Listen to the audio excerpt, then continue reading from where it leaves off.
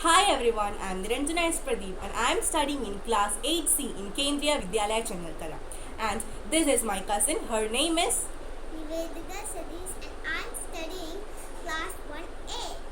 Okay. So, I am here to tell you something which happened yesterday. So, let us see what it is.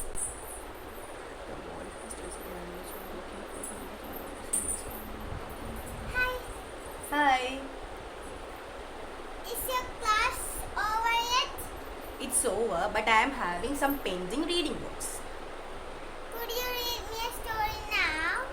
Now you want to hear? Okay, I will read it. So, today we are going to hear the story How the Camel Got His Hump. Okay, in the beginning, when the world was new and the animals were just beginning to work for man, there was a camel and he lived in the middle of the howling desert because he did not want to do work. He ate sticks and thorns and prickles, and when no anybody spoke to him, he said hum, just hum, and no more.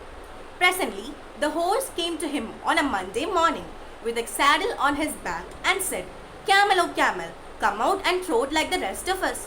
Hum, said the camel, and the horse went away and told the man. Presently, the dog came to him with a stick in his mouth and said, Camel, oh camel, come and fetch and carry like the rest of us. Hum, said the camel, and the dog went away and told the man.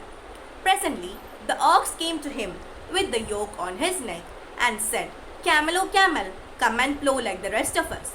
Today I'm going to read my favorite science fiction story for my sister. We both love reading science fiction books, so I'm going to read a part of the story Death on Command. Bhishma had the boon of Ichamrityu. He could command death to come to him when he willed it. Death could not presume to arrive uninvited. It was Dr. Sujit Srivastav's dream that he uncover a way to deliver his power to every man and to use science as a tool in his mission. Sujit believed that many of the stories told and retold over millennia by countless grandmothers had in them a kernel of truth. Just as we throw away the seed after eating the tasty envelope, so too do we throw away the kernel of truth after enjoying the layers of story wrapped around it.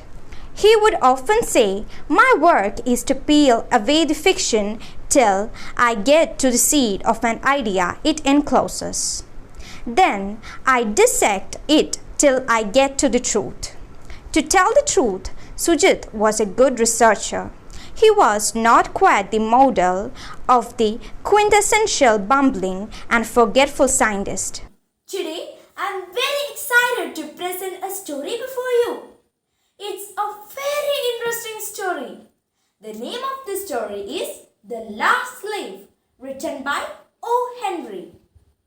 Listen carefully. It is autumn. The wind is blowing hard and it is raining heavily. All the leaves on the ivy creeper have fallen except one. Why doesn't the last leaf fall? Let's find out. Sue and Chauncey, two young artists, shared a small flat. The flat was on the third story of an old house. Chauncey fell very seriously ill in November. She had pneumonia. She would lie in her bed without moving, just gazing out of the window. Sue, her friend, became very worried. She sent for the doctor. Although he came every day, there was no change in Chauncey's condition. One day, the doctor took Sue aside and asked her, Is anything worrying Chauncey? No, replied Sue. But why do you ask? The doctor said, Chauncey, it seems has made up her mind that she's not going to get well. If she doesn't want to leave, medicines will not help her. Sue tried her best to make Chauncey take an interest in things around her. She talked about clothes and fashions, but Chauncey did not respond. Chauncey continued to lie still on her bed. Sue brought her drawing board into Chauncey's room and started painting. To take Chauncey's mind off her illness, she whistled while working. Suddenly, Sue heard Chauncey whisper something. Reading is the gateway skill that makes all other learnings possible. Hi, I'm Amaya Karan from Kendra Vidyalaya Chandigarh, and today, on this reading challenge, I am to share an exemplary life story. Here, I'm my brother Asim Krishna, and today, I'm going to be sharing the story aloud to him. So, here it goes. One day, a child came home looking happy and contented, and gave a paper to his mother. And he told her, "My teacher gave this paper to me and told me that to only give it to my mother." So, his mother took the letter and went through it. She broke into tears as she read the letter. Bothered child went to console his mother and asked her, "What's wrong, Mom?" She read the letter out loud to her child with a smile on her face. "Your son is a genius. This school is too small for him and don't have enough teachers to teach him. Please teach him yourself." And guess what? So from that day forward, his mother decided to educate her son at home. She put every ounce of her blood, sweat, and tears to teach him. He was taught reading, writing, arithmetic, and was always curious, and taught himself much by reading on his own. He even started his own experiments and sold newspapers as part of a part-time job to earn money. He became very hardworking and was fully devoted towards achieving his true goal. Even though he had to face a lot of humiliation and ignominy from the society for being tutored by his mother, he never let his guard down. He was always inquisitive about new things, and his mother always hardened him to become an erudite person. He became one of the greatest, one-of-a-kind inventors of the century. He did have a lot of failures, but he did not. I do believe something magical can happen when you read something good. Today, I'm here to participate in Reading Challenge. A brother will always stand by you. So I'm here along with my brother Emmanuel Emnebo. Today, I will be sharing something about Walt Disney's success that shows how to overcome failures. He was fired when the newspaper animation job was not being creative enough, and that was the turning point of Walt Disney's life. Instead of moping around, Disney drew motivation from greeting the board. He started creating characters, one of which made him a fortune he couldn't even dream of at that time. Today, Disney's Mickey Mouse is so iconic that its popularity is more than almost 90% of humans that are alive. Think about that. A cartoon character so larger than life, it is the overshadowed real humans. Disney went on to win 22 Academy Awards, the most ever, plus 2 honorees. Taking the tally to 26, it's also the most Oscar-nominated person in the history. With a total of 59, from getting fired to becoming filthy rich of the same reason he was fired for success stories like Disney should be taught in school.